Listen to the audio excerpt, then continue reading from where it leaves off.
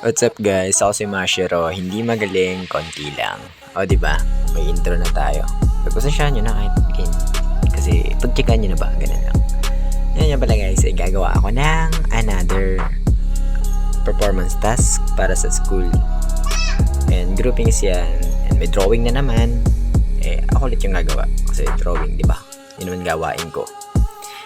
And by the way guys, naisip ko lang na parang gusto kong magtato. Hindi magtato sa sarili ko ha. Gusto kong maging magtatato. Ganun. Pero wala akong alam-alam. Wala akong kalam-alam na kahit ano about sa pagtatato. At nag-aalangan ako kung may pag-asa ba ako dun o wala. And siguro naman kung susubukan ko ay mapapagkaigi ko. Kaso nga lang, wala akong pantato.